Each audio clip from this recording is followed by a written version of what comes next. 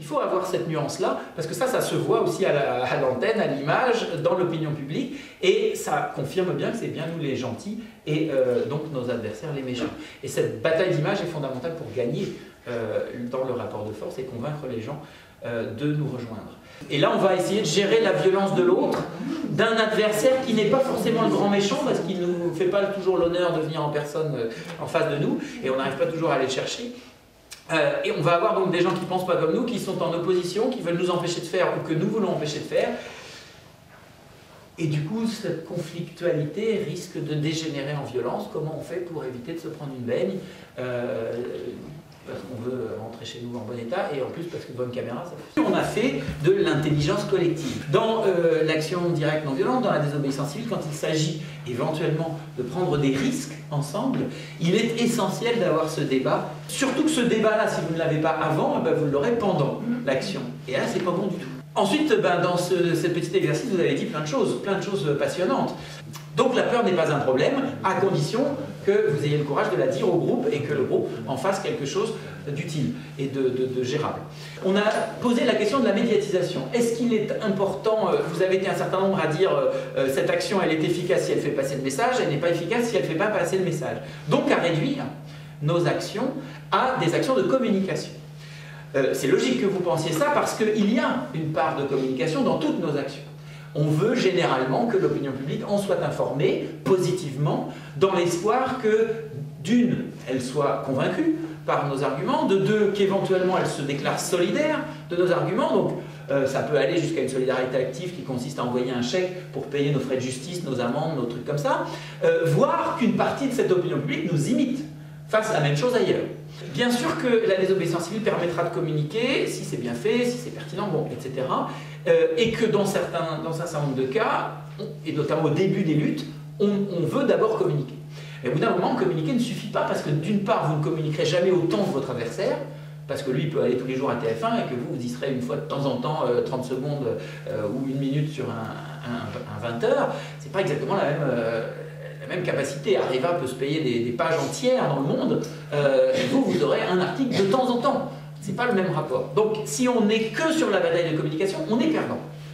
Et donc, l'autre aspect de la désobéissance civile, de l'action directe non violente, c'est précisément l'action directe. L'impact direct sur l'adversaire. À partir d'une analyse de ses points faibles. Ces points faibles peuvent être l'image. Alors, du coup, votre aspect communication va être le plus important. Ternir son image, ça lui fait perdre des consommateurs, ça lui fait perdre des électeurs, selon à qui vous attaquez. Dans ce cas, la com est essentielle. Mais c'est parce que vous avez identifié que derrière la mauvaise image, il va perdre de l'argent, ou des électeurs, donc les élections, etc. Mais dans bien des cas, ce n'est pas forcément par l'image qu'il faut passer pour toucher le point faible, qui est le plus souvent l'argent.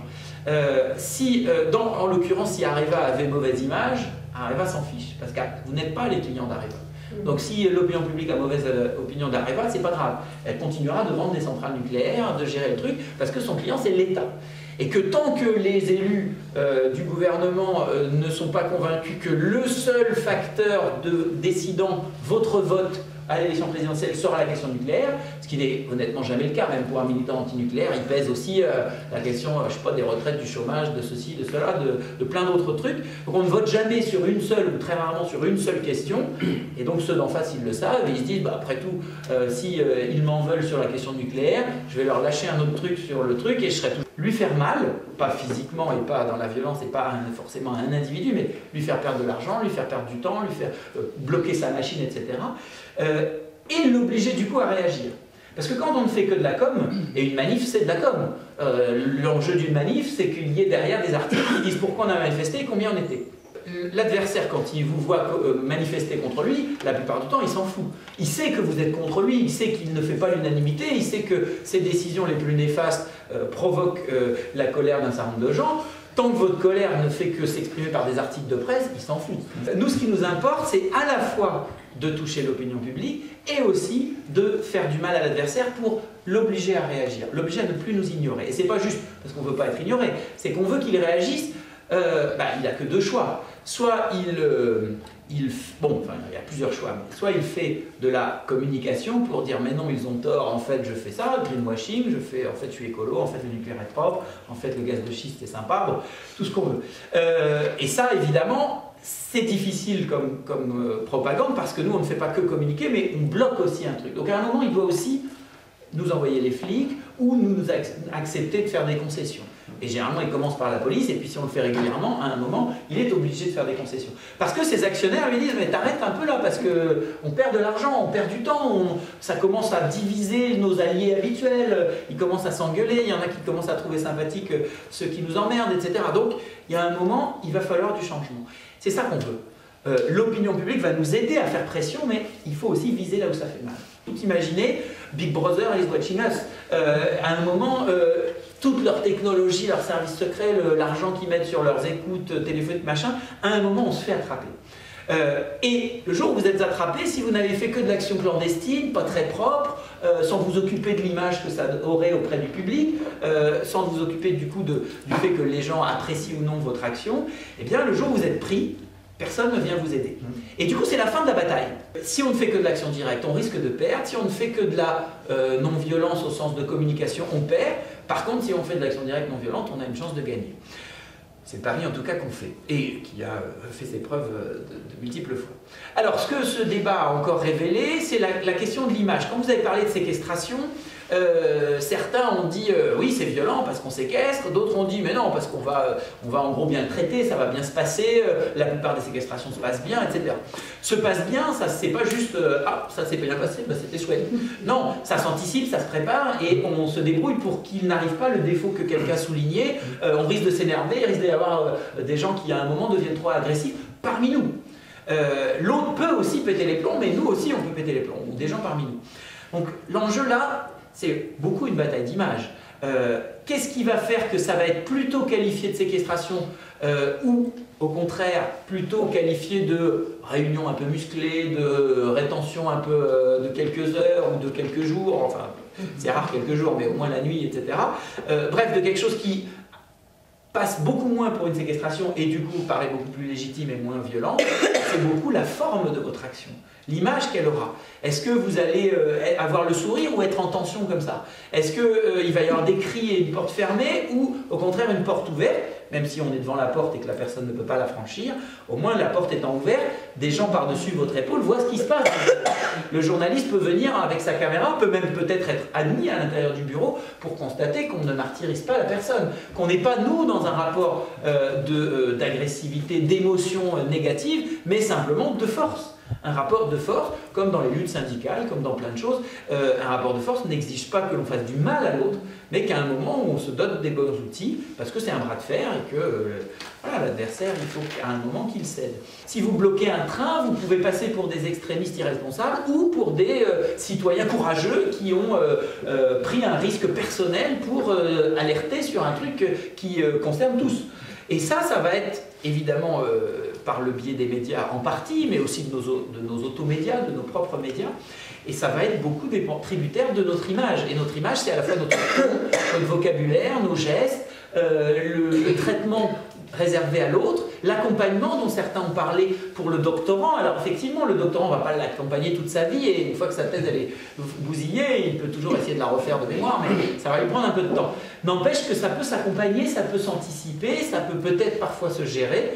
Un exemple chez les faucheurs volontaires, quand ils luttaient contre les cultures commerciales de Monsanto, et avant de gagner cette bataille-là évidemment, il y avait deux types d'adversaires. Le principal qui était des grands céréaliers archi gavés de subventions, donc qui n'ont pas de soucis si un de leurs champs est fichu en l'air, et puis plus ponctuellement des petits agriculteurs dont Monsanto avait retourné le cerveau ou qui étaient étranglés de dettes Crédit Agricole et qui à un moment ont choisi les OGM en pensant peut-être que le progrès ou en tout cas que ça allait les sauver eux de la faillite. Et ceux-là sont évidemment beaucoup plus impactés quand on fauche un de leurs champs. Et vous le savez, il y a eu ce cas extrêmement exceptionnel et pas très clair, mais d'un paysan qui s'est un transgéniculteur qui s'est suicidé même, en laissant une lettre disant voilà, les faucheurs m'ont menacé de venir et tout, et moi je suis étranglé de dette, machin. Bon, alors on sait pas, bon, tout n'est pas absolument clair dans cette histoire, mais c'est possible qu'à un moment, une minorité de paysans aient été vraiment étranglés par l'état de l'agriculture et de leur exploitation, etc. Et du coup, un fauchage peut avoir des conséquences graves. Les faucheurs volontaires ont à un moment imaginé l'idée des semeurs volontaires, qui viennent proposer une alternative, qui amènent des semences bio pour dire, bah oui, là on va vous flinguer une récolte, mais peut-être celle d'après, on va vous aider à la financer. Ou alors, qui sont allés voir le paysan en disant, on épargnera ce champ cette année pour que vous n'ayez pas, enfin, pour que vous ayez le fruit de votre récolte, à condition que l'an prochain, vous plantiez autre chose. Et des deals ont pu être faits de cette façon-là. Donc, c'est l'idée d'essayer, ça s'appelle en fait l'empathie, et c'est un concept fondamental de la non-violence, c'est la capacité que nous aurons à nous mettre à la place de l'autre, et à distinguer autant que faire se peut, Muriel soulignait que ce n'était pas toujours évident, distinguer la fonction sociale néfaste, puisque c'est notre adversaire, de l'être humain respectable. L'être humain qui, dans une société aussi inégalitaire et injuste que la nôtre, peut être amené à faire les mauvais choix ou en fait à ne pas choisir de devenir ce qu'il est. Et un jour, on est nous victimes et lui bourreau, et peut-être dans un autre domaine, c'est nous qui ne sommes pas... pas forcément au top de la justice, et bon, etc. Bref, cette société que nous ne contrôlons pas produit des bourreaux, des victimes en permanence dans plein de domaines. Et se rappeler que nous avons tous été des bébés joufflus qui ne voulaient que rire et jouer, et qu'à un moment la société a fait des crapules, des bandits, des cyniques, d'abord moi, etc.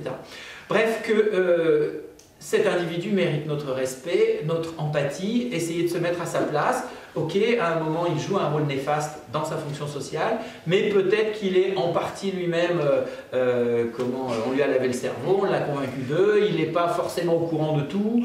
Il faut avoir cette nuance-là, parce que ça se voit aussi à l'antenne, à l'image, dans l'opinion publique, et ça confirme bien que c'est bien nous les gentils, et donc nos adversaires les méchants. Et cette bataille d'image est fondamentale pour gagner dans le rapport de force et convaincre les gens de nous rejoindre. On va avoir donc des gens qui ne pensent pas comme nous, qui sont en opposition, qui veulent nous empêcher de faire ou que nous voulons empêcher de faire. Et du coup, cette conflictualité risque de dégénérer en violence. Comment on fait pour éviter de se prendre une baigne parce qu'on veut rentrer chez nous en bon état, et en plus parce que bonne caméra, c'est pas top. On verra ça juste après.